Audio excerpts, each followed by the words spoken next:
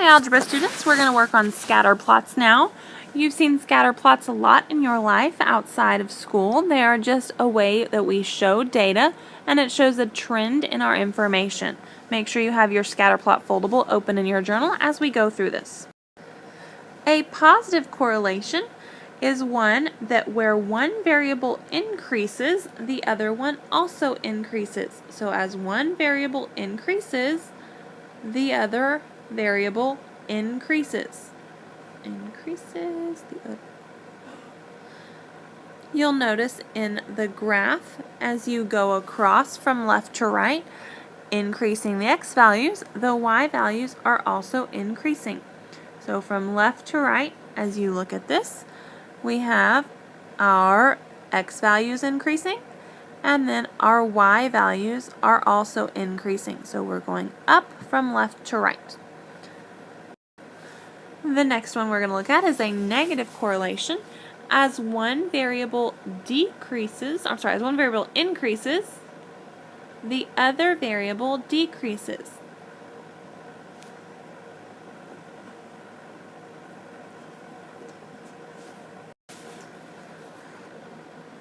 As we take a look at this graph, if we travel from left to right, we see that on our x-axis that our x values are increasing. The farther you go left to right, the bigger they are. But as we travel from left to right, our y values are decreasing. We read graphs left to right, so the y values go down while the x values are getting bigger. We're going to do some examples of positive correlation. If you'll open up the tab that says positive correlation, we're going to give some real-world situations where you would see a scatter plot that has that situation. For education and income, it would have a positive correlation. The more education you get, the higher income you have. So one example is education and income. Another example in the real world of a positive correlation could be the hours you spend studying and your grade.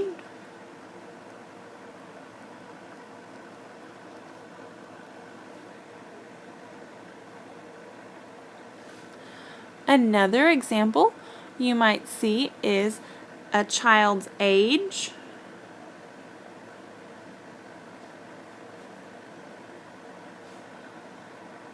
and their height. For each of these, as the first variable increases, the second, So as the first variable increases, the second variable also increases. So when you get more education, you get more income. If you spend more hours studying, you get a better grade. If as a child gets older, their height gets taller. Turning over the tab for negative correlation examples, we're going to write down a few real-world examples of negative correlation. With our negative correlation, we need one thing that is increasing and another that is decreasing. For instance, the distance traveled versus the amount of gas in the car.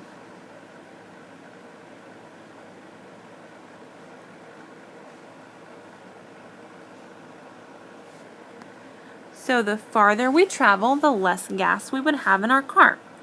That would be a negative correlation. As one increases, the other decreases. Another example of a negative correlation might be the temperature outside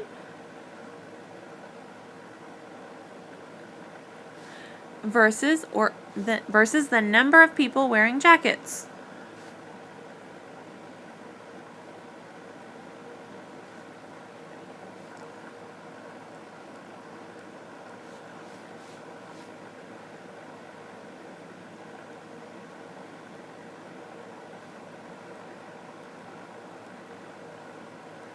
So as the temperature increases outside, the number of people wearing jackets would decrease. As one variable increases, the other one is decreasing.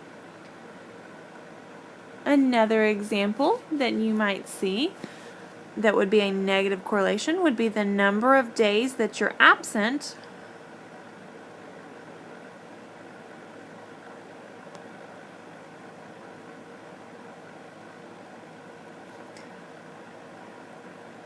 versus the grade you have in math.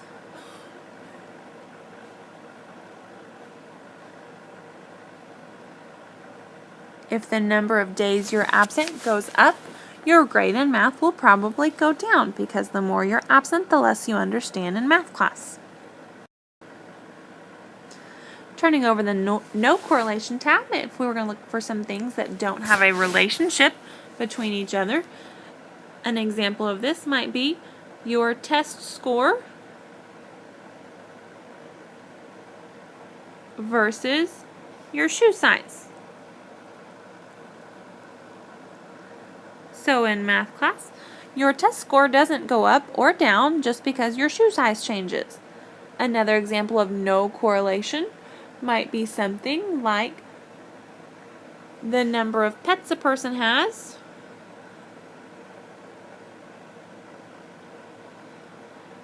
versus the number of books they've read.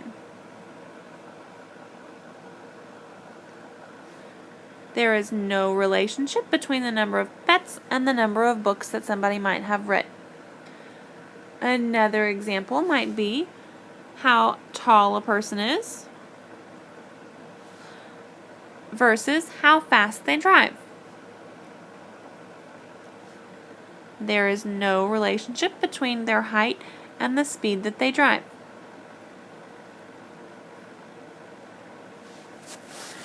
Now, if you'll turn back to positive correlation, we're going to talk for a minute about drawing a trend line in our data. All right, looking at our positive correlation page, we're going to draw a trend line through the data. A trend line shows the direction of the data, and we can write this with an equation later on.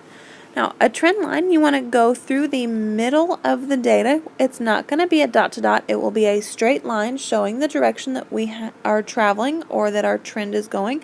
So as we do this, we're going to make a nice line going up our data. It needs to have the same slope that our data has, and we need to make sure that we have the same number above and below. So I want to move this up here because while it goes in the direction of my data, it's not going through the middle or the center of the data.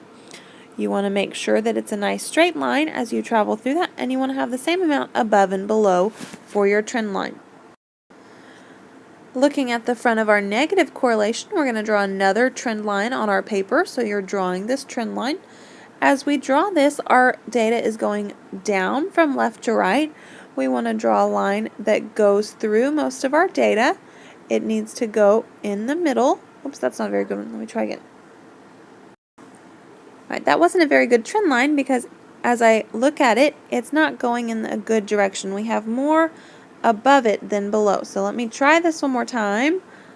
As we draw our trend line,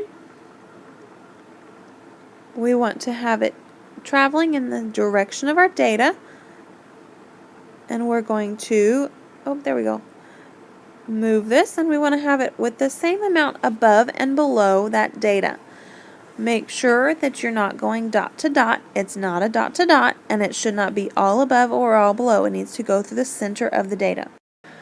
And the next tab, when there is no correlation, there is no relationship between the variables, between the x and y values. So there is no relationship between the x values and the y values. If you take a look at the graph, this graph has points that are very scattered out, and you cannot see a trend going from left to right. And the last one, our no correlation. There is no relationship, so there will not be a trend line when there is no correlation. There is no way that we can show the direction of this data because it is all scattered out. Make sure you write any questions at the bottom of your journal, and I will see you in class tomorrow.